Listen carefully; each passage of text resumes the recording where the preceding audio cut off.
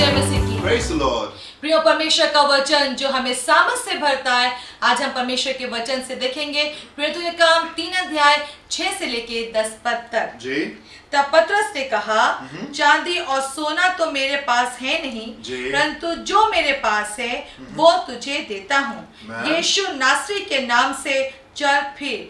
और उसने उसका दाहिना हाथ पकड़ के उसे उठाया और तुरंत उसके पांवों और टखनों में बल आ गया।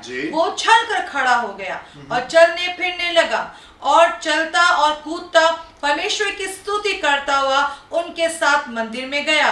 सब लोगों ने उसे चलते फिरते और परमेश्वर की स्तुति करते देखकर उसको पहचान लिया कि ये वही है जो मंदिर के सुंदर फाटक पर बैठकर भीख मांगा करता था। और उस घटना से जो उसके साथ हुई थी वे बहुत अचंभित और चकित हुए। Amen, amen, amen.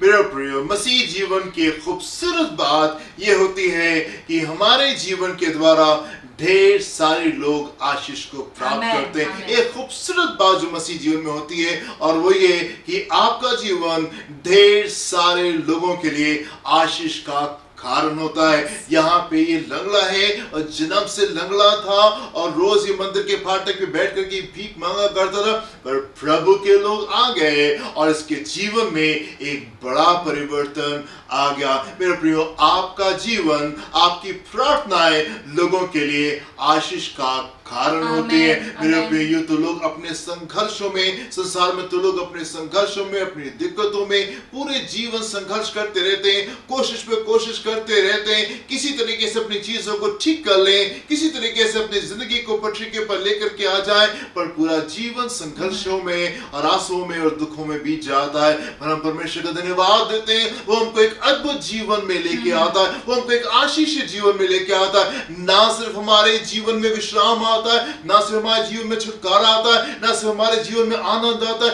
पर आपके जीवन के द्वारा, हमारे जीवन के द्वारा ढेर सारे लोगों के जीवन में आनंद आने पाता है, ढेर सारे लोगों के जीवन में मुस्कुराहट आने पाती है, ढेर सारे लोग अपने बंधनों से आजाद होने पाते हैं, ढेर सारे लोग अपने दुखों से आजाद होने पाते हैं, अपने आंसुओं से, अपने पेन से वो बाहर निकलने पाते हैं और एक अद्भुत जीवन को वो जीने पाते हैं। मसीह जीवन एक खूबसूरत जीवन है जो कि लोगों तक के रीच आउट करता है और लोगों के जीवन को प्रभावित करता है।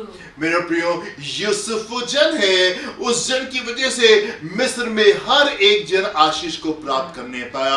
यूसुफ की वजह से मिस्र देश के हर एक पापी ने आशीष को प्राप्त किया, बिकॉज एक मैन ऑफ गॉड वहां पे था, क्योंकि परमेश्वर का जन वहां पे था। इसलिए क्या होता है, अकाल भी जो था वो अकाल की तरीके से नहीं रहने पाया। अकाल का समय भी उस पूरे मिस्र देश के लिए और आसपास के लोगों के लिए वो अकाल का समय नहीं होने पाया, because there was a man of God there, क्योंकि वहां पे परमेश्वर का एक जन था जो कि परमेश्वर की बुद्धि से, उसकी आत्मा से भर करके, उसकी उत्तमता की आत्मा से भर करके उसने उत्तम कामों को वहां पे किया और यूसुफ की वजह से पूरे मिस्र के लोगों ने विश्राम पाया और पूरे अकाल के समय में उनको भोजन मिलने पाया। पूरे अकाल के समय में वो आराम से रहने पाए। क्यों? Because there was a man of God, क्योंकि वहां पे परमेश्वर का जन था जिसकी वजह से आशीषें उस पूरे इलाके में आने पाए। ना सिर्फ मिस्र देश ने विश्राम को प्राप्त किया, पर आसपास की और भी लोगों को आशीष मिलने पाए, क्योंकि परमेश्वर का जन वहां पे मौजूद था। मेरे प्रिय, हम दाऊद के जीवन को जानते हैं। आप सोचिए कि जब दाऊद ने गोलियत को मारा होगा तो कितना विश्राम आया होगा, कितनी खुशी आई होगी, कितना लोग रिलैक्स होंगे, कितना लोग शांति को प्राप्त होंगे। एवरी डे गोलियत निकल करके आता था और वो ललकारता था और वो डराता था और वो धमकाता था, लेकिन परमेश्वर के जन की वजह से, because the man of God was there, क्योंकि मैन ऑफ गॉड परमेश्वर का जन वहां पे खड़ा हुआ और गोलियत वहां पे भाग गया, गोलियत वहां पे हार गया, गोलियत वहां पे खत्म हो गया। और परमेश्वर के लोगों के लिए, ढेर सारे परमेश्वर के लोगों के लिए विश्राम आने पाया, खुशी आने पाई, आनंद आने पाया, उत्सव आने पाया, नाच आने पाया, सेलिब्रेशन आने पाया ढेर सारे लोगों के लिए। हम देखते हैं कि जब दाऊद सिंहासन पे बैठा, पूरा समय विश्राम का रहने पाए। पूरे समय पूरे इस्राएल में शांति थी, किसी को कोई दिक्कत नहीं थी, कोई प्रॉब्लम नहीं थी, कोई युद्ध नहीं हो रहे थे, सब कुछ शांति के साथ में चल रहा था। वहां पे कोई उनको डरा नहीं रहा था, कोई धमका नहीं रहा था। इस्राएल की सेना जाती थी और युद्ध को लड़ करके आती थी, एंड सब कुछ वहां पे खूबसूरत था। क्यों? क्योंकि परमेश्वर का जन वहां पे मौजूद था, और परमेश्वर के जन की वजह से उस पूरे इलाके में शांति रहने पाई। इस्राएल के सारे लोग शांति के साथ में और आनंद के साथ में रहने पाए, क्योंकि परमेश्वर का जन था, क्योंकि परमेश्वर का जन मूसा वहां पे मौजूद था। इसलिए लाखों लोग अपनी गुलामी से रिहा होने पाए, क्योंकि परमेश्वर का जन वहां पे मौजूद था। इसलिए लाखों लोग अपनी गुलामी से आजाद होने पाए, और ना सिर्फ अपनी गुलामी से आजाद होने पाए, वो परमेश्वर को और बेहतर तरीके से जानने पाए, पहचानने पाए। हम देखते हैं व्यवस्था आने पाई, और ना सिर्फ व्यवस्था मूसा के द्वारा आने पाई, मंदिर की स्थापना होने पाई मूसा की वजह से। मेरे प्रिय, मूसा की वजह से ना सिर्फ उस जमाने के लोगों ने आशीष पाई, पर उसकी वजह से तब से लेके अभी तक के लोग आशीष को प्राप्त करने पाए। क्यों? क्योंकि मसीही जीवन, विश्वासी जीवन आशीष को लेकर के जाता है। विश्वासी जीवन के द्वारा ढेर सारे लोगों के जीवन में आशीष आती है। परमेश्वर के वचन में लिखा हुआ है कि धर्मी जन की प्रार्थना के प्रभाव से बड़ा परिवर्तन आता। आपका जीवन और आपकी प्रार्थनाएं ढेर सारे लोगों के जीवन में आशीष का काम करती है, उनके लिए आशीष का कारण होती है। ये तो लोग अपने संघर्षों में, अपने दुखों में पूरा जीवन बिता देते हैं। संघर्षों में, आंसुओं में, निराशा में, एक संघर्ष से निकलते हैं, दूसरे में, दूसरे दिक्कत से निकलते, तीसरे में वो पहुंच जाते हैं। अपने लिए ही चीजें खूबसूरत नहीं हो पाती हैं, पर क्या एक खूबसूरत मसीह जीवन होता है कि ना सिर्फ हमारे लिए विश्राम आने पाता, ना सिर्फ हमारे लिए आनंद आने पाता, ना सिर्फ हमारे खुशी आने पाती है, पर हमारा जीवन ढेर सारे लोगों के लिए आशीष का कारण होने पाता है। ढेर सारे लोगों के लिए खुशी का और इत्मीनान का कारण होने पाता है। मेरे प्रियो, मैं आपसे कहना चाहता हूं कि घर जाने का समय आ गया है। घर जाने का समय बहुत निकट है।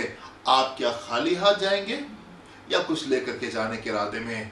आप कैसे जाएंगे? क्या खाली हाथ जाने का इरादा है या कुछ करके जाने का इरादा है? और जब आप परमेश्वर के सामने जाएंगे तो क्या आप बिल्कुल हियाव के साथ में उससे मिलने पाएंगे, या शर्मिंदगी के साथ में, प्रभु हम कुछ नहीं कर पाए, ढेर सारी दिक्कतों में हम फंसे रह गए? आपका जीवन कैसा होगा? वो जीवन लोगों को आशीष देने वाला, या अपने ही जीवन को ठीक करने वाला जीवन को लेकर के आप प्रभु के पास में जाएंगे? अगर आप भूल गए हो तो मैं आपको रिमाइंड कर देना चाहता हूं। शायद आपको याद हो, प्रभु ने कुछ तोड़े आपको दिए थे। प्रभु ने कुछ तोड़े आपको दिए थे।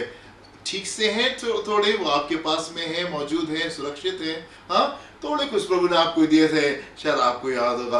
मेरे प्रिय, मसीह जीवन खूबसूरत जीवन होता है जो कि लोगों के जीवन को आशीषित करता है। कई बार लोगों को लगता है कि हमको परमेश्वर की आवश्यकता तभी है जब हम दुख में होते हैं, जब आंसू में होते हैं, जब बीमार होते हैं, जब निराशा में होते हैं, जब दुष्ट आत्मा हमको पकड़ लेती। कुछ लोगों की जो समझ होती है वो बहुत सीमित होती है। उनको लगता है जब बीमार होंगे, जब कोई आवश्यकता होगी, तभी प्रभु के पास में जाएंगे। मेरे प्रिय, ढेर सारे लोग अपने जिंदगी को एक डिफरेंट प्लेटफॉर्म पे जीते हैं, एक डिफरेंट ऊंचाई पे जीते हैं, एक डिफरेंट स्तर के ऊपर जीते हैं, और उनका जीवन ढेर सारे लोगों के लिए आशीष का कारण होने पाता है। मेरे प्रिय, आपका जीवन कैसा है? आप उसकी मनन करें और कोशिश करें कि आपका जीवन जो है उन लोगों के जीवन को छूने पाए। प्रभु आपको आशीष दे। अपनी आंखों को बंद करेंगे, प्रार्थना करेंगे।